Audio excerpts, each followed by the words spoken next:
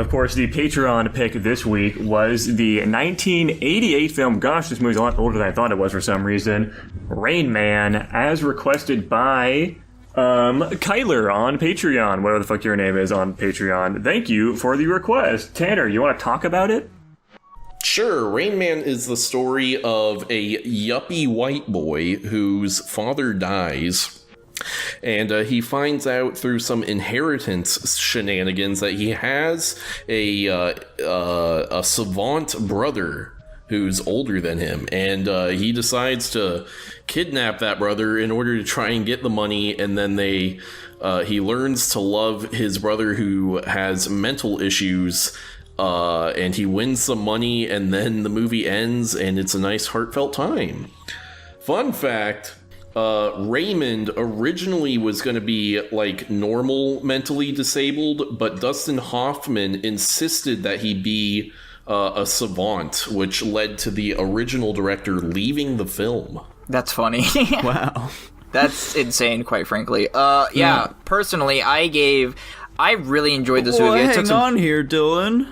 I'm trying to give my rank. I also want to give my rank, though. Go for it, dude. I'm surprised you don't want me to go first based on the last time we did this. I liked this movie a lot. I gave it an A.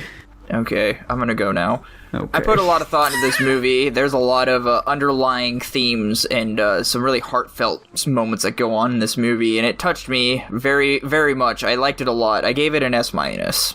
I'll go next, I guess. I'm not going to describe anything here. I am hoping you guys prove me wrong with my opinion on this film. That's all I'll say. I gave it a B. Holy shit. Yikes. I gave it an A+. Yeah, okay. I'm not too far off base then. I thought I was going to be fucking out there, but I'm glad to hear, besides Jackson, I'm not too far out there. Yeah, definitely not. So, Jackson, you're the lowest on this film by far. Why do you think that is? How'd you feel about this one? So this is a very emotional story, and a big part of what makes it emotional is just the development between our two main characters. And I'm going to be honest, I just didn't really like the development of the main character. He never really feels like he gets a crazy good character arc or anything. It just kind of like, he figures out he can make money by fucking having his brother use his ability to make money in Las Vegas, and then that like basically just flips a switch where he's like, okay, this guy's kind of alright, he's maybe 80 grand, hell yeah, wherever much money he made him. And then he was like kind of just cool with him after that, and it just felt very unnatural. It felt kind of scummy, like, oh yeah, I can use him now, and that basically just kind of just proves what he is as a character, just some fucking dickbag. And I just don't really feel like his characterization was supernatural, personally. And that really detracted from the movie a lot, just because that's like the whole setup. I can't really believe all of these scenes that talk about him, you know, giving up Raymond potentially without taking any money. It just doesn't seem believable to me. It all seems very forced. And that detracted. Of course, I think the big thing that pulls this movie up for me is just Raymond's actor. Jesus Christ, he did an incredible job. The acting was superb throughout the entire movie. It really did feel like he was just some fucking deeply autistic man. Savant. And that also, of course, goes into my next criticism is just, this is a bit meta of a criticism, but just you like hate how this movie... people. No, it's just the way they portrayed this movie, and this isn't even necessarily like a huge issue with the movie. This is more of a minor nitpick, I would say, but it's just the choice of them making him a savant in the first place kind of put autistic people in like a very specific light at the time. Like, this is the 80s.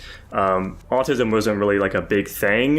It wasn't like a super known thing, and it unfortunately had the side effect of most people just assuming if you were autistic, you were some fucking super genius in some way, when, you know, a lot of people it's very benign or not severe, or, you know, basically nobody is a true savant.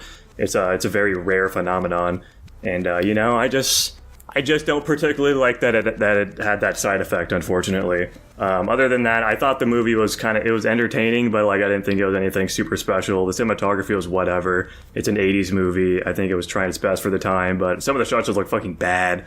It was just kind of whatever to me. Well, what I'm going to say is going to sound weird. I 100% agree with your takeaway from the movie. However, I remember thinking throughout the movie, it's like, okay, he's using his brother, he's in it for the money, this dude's in over his head with debt and shit, he's got a business to run, he's got all this shit going on, he's a stressed out guy, there's a lot of fucked up things in his life.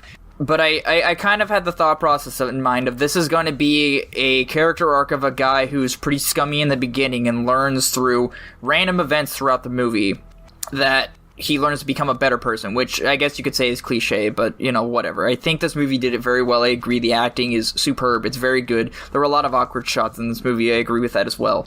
I thought that his character was coming to a resolution up to the Vegas point, and then when I saw he was turning around because he thought he could make a lot of money, I was like, okay, let's see what happens here, because I thought maybe he'd like make a choice, but he ended up not, and using his brother to make a lot of money. But I think almost that was intentional with the movie. I think they were trying to portray that because the movie was trying to give you hope that the main character was changing as a person, but then clearly by his actions shown by going back to Vegas and winning a ton of money, he was wrong. But I also just it's like chipping away at armor. I think he's still trying to hold on to the person he used to be, and I think the change in his character wasn't super obvious. It's not super surface level like we see in a lot of movies like this. I think it changed him, but like in his own way. Like he kept his mannerisms, he kept his personality, but he truly inside was a changed person because he's willing to take care of his brother because he took like some kind of bond. And I think that one thing they were trying to allude to at the end there as well was he's not really a changed person. What all did he do? And I kind of felt it come out at the end there where he's like, no, like I genuinely have a connection with my brother. We got along. I take care of him. We figured things out. We were having fun. We had a good time. And then they turned the script. They flipped the script a little bit and were like, okay, Raymond, they basically asked him questions and just kind of went to show that our main character that everything he experienced, he does not experience it the same way that we do. So it may have seemed like you guys were getting along and having a good time, but this is all completely irrelevant to a guy like him. And like, I'm not gonna lie, I did tear up a little bit at the end when they said goodbye and parted ways on the train, and I like it stuck with me. And yeah, I agree, it's not super obvious that he changed, but I feel like in his own way, and it honestly added a personal touch to the movie for doing it this way. In his own way, he changed, and he was trying to figure out, ways to become a better person. Because I do truly believe at the end, it wasn't even about the money anymore. He didn't even want it. He discovered that what he wanted and needed was family. And because, he's alone in this world. He doesn't have his mom. He doesn't have his dad. His brother is the only family he has left. And that, to a lot of people, is very important. And I think it's shown through at the end. Okay, there's a lot to unpack with that. I guess immediately I'll just address your final point. I do like the brother thing. He does have frustrations early on in the movie about not being told that he does have a brother, and of course that is also something that he seemed very emotional on at the end. But the big thing here with me is that yes, I see that he did change as a person. I don't think he's faking it or anything at the end. I do think he has a bond with his brother at the end. I just think that the evolution of his character isn't well done, specifically just because of the fact that it seems like it really coalesces with him flipping around on his opinion of his brother by him using him to gamble in Las Vegas. I just think that's insanely scummy, honestly, that he would do that. Like, granted, it worked. Maybe he's having fun. I don't know. It's hard to say. We can't really know what's inside of Raymond's mind. But, like, it just seems fucked up, honestly, and they play it off straight. And, like, he's just basically using his brother to make money, and that makes him have a positive opinion. That's kind of what I took away from it. I think there's, minor things of him getting used to his brother being around because he has to be with him 24/7. It just doesn't feel like it's natural enough of an evolution. And then a big thing with that, too, I didn't address this previously, but he's just a fucking dickbag. He's just a bad person throughout most of this movie. He's a complete fucking asshole to his girlfriend. He's an asshole to Raymond. He's an asshole to everybody. It's a total fucking dick. And he doesn't really get punished for this at all. Like, his fucking girlfriend leaves him, and then she comes back. There isn't any real consequence to him fucking taking Raymond. Of course, he starts losing some sales at his business. And then, guess what? Raymond won him all that money back, so it doesn't fucking matter. He can just pay back the people that he owed money to anyways. Granted, I'm sure his business is not going to do great because they just lost all those sales, but, like, still. It doesn't really feel like he gets properly punished for what he is as a character. I don't feel like his progression as a character is well thought out, and that's all the movie really is. I mean, I don't know. I think that he does do a decent job of progressing throughout the film. It's just in a lot more subtle ways. Like, we do see that at some point, like, prior to the whole them going to Vegas and stuff, they're in, like, a diner and, like, people are, like, being like, oh, what the fuck is wrong with that dude? And, you know, Tom Cruise is like, oh, come on, he's autistic, leave the guy alone, stuff like that. We also see them, like, bonding in, like, the hotel room when, like, Tom Cruise finds out, they're like, oh, you were my imaginary friend, you were the Rain Man and stuff like that. He also like consoles Raymond like when the whole bath scene happens as well. I do think there are these much smaller moments that we see throughout the film, which I guess you could interpret them as like Tom Cruise like just feeling the need to adjust so that like he can just like get through the day. But I feel like I see them more as like him growing more empathy towards his brother in those moments. I could see it both ways. The big thing, too, is that his character doesn't really feel like it changes a ton from the start to the end, and you could also, of course, look at it the way as, you know, he just wants to get past his situation as fast as possible. Like, if his brother starts freaking out over the bathwater, the easiest way for this situation to diffuse itself is for him to just, you know, fucking calm the guy and make him, you know, shut up. Maybe you could have done that in a more harsh way if you were trying to go the angle of him just trying to make it go away faster so he can just get along with it. But I don't know. I agree. There's some subtle moments, but I just don't feel like it adds up enough for like the total flip. And maybe I'm just getting stat checked on this one. I don't know. I'd like to see more arguments towards it.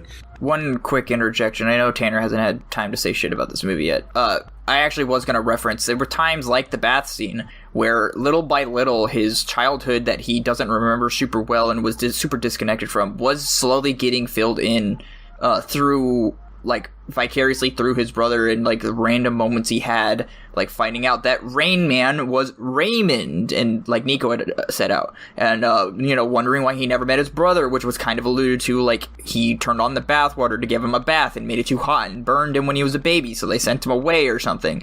You know, just small things like that where he's slowly figuring things out, not only about his brother but about his father and, you know, his, I guess you could say, family history in an almost indirect kind of way. But I like that part of the movie as well. I will say, though, Jackson, I do agree with you on the point that I have also heard that this film, I don't know if it probably was this film. I don't think there was a lot of autistic representation back in these days.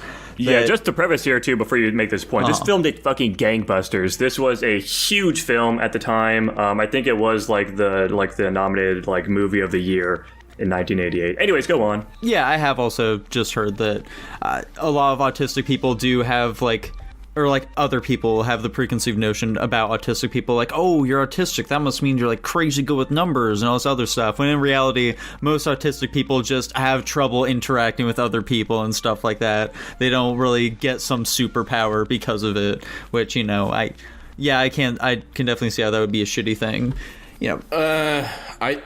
I think it's actually good. I think that people should think that about autistic people.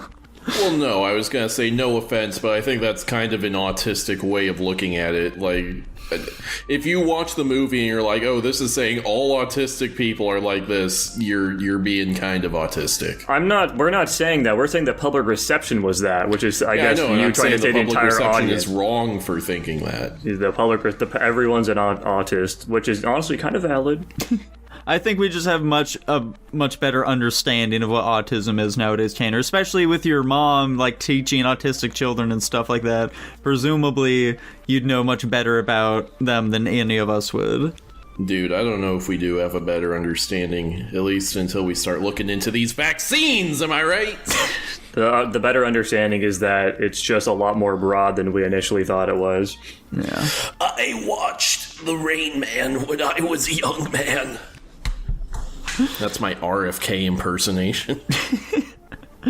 Anyway. I will also say one other thing that I really like about this film. There are many other things, but I really like that there wasn't like some sudden moment of like clarity for Raymond or anything like that at the end of the film where he's like, you know, Tom, I really appreciate everything that you did for me. I feel like we've grown so close over the course of this adventure, and I really love and appreciate you. I was waiting for that, not gonna lie. I do agree with Nico on that, too. I actually really do like the restraint with Raymond's character, because they don't do the obvious thing of him actually presenting some sort of, you know, sign that he does actually notice our main character. He actually does feel emotions toward him. We don't get any of that. Raymond is the exact same guy from the start to the end. He knows more about his brother, but that doesn't really change anything, as we saw in the interview, which I like. It adds a lot more depth to his character, I think, and also kind of just alters the way you look at all the interactions throughout the movie, which I think is nice. It also puts a bit more spotlight in the back of your head to Tom Cruise's acting as a character, which I think was very well done too. I think he does a good job being some fucking douchebag. Yeah, I really appreciate this film didn't end on this absolutely could have gone some Hallmark route or something like that and been super schmaltzy, but no, they definitely were much more reserved and ended on a much more bittersweet sort of note. Yeah, I agree with everything you guys have been saying. I think this is a really solid movie. I think the acting is incredible. I think it's some of the best acting we've seen, and I think it's a very well-written story as well. Absolutely agreed. I have another fun fact here. Apparently, the actor for Raymond, Ratso himself, we all love Ratso. Apparently, he had doubts throughout the shooting for this film and just wanted to be replaced during it, and so he wanted to drop out so they could replace him with Bill Murray instead. Yeah, I saw that shit too. That's funny as fuck. I think he looks a lot. Honestly, it's hard to imagine it, but if I think about Bill Murray in the context of this film, I don't see it. Yeah, I mean, I don't either. I think his face is too recognizable potentially. It's too goofy. I mean, I recognize Dustin Hoffman though. That's the other problem. But I know him from Midnight Cowboy and one other thing. I actually didn't know he was Ratso from Midnight Cowboy, to be completely honest. I know him from another movie. Straw Dogs, right? No. Yeah, he was the main character in Straw Dogs. Was he? Yeah. God, I didn't recognize him from that either. Where else do you know him from? Meet the Fockers. Oh, okay. And probably some other movie, I don't know. Whatever. He's a very underground actor or not. Yeah. Anyway, we good? Yeah, do we have any final thoughts for this one? I'm good. I'm tapped out, dude. I said a lot. Alright. I like this film. I'm still giving it an A. I agree. I don't think... Yeah, after all that deliberation, my thoughts on this movie have not changed. I still think it's great. I gave it an S-. Very touching. I'm glad we're all in agreement that our ranks haven't changed. I'm still giving it a B. Jesus. It's not a bad rank. B is not a bad rank. I think it's fine. That's what I've said. I gave Midnight Cowboy a B, and you were like, I can't believe you fucking hate that movie, you fucking dick, you piece of shit. We all see movies different ways. It's been a while since I've been in my hater arc, so let's get back to that. Holy shit, he's back. Tanner? Yeah, my rank remains unchanged. I'm still at an A+. Holy shit. And that lands it at B+. An A overall. Holy shit. Pretty solid rank. That sounds about right with the critical reception of this movie, I think. There we go. I'm good with that.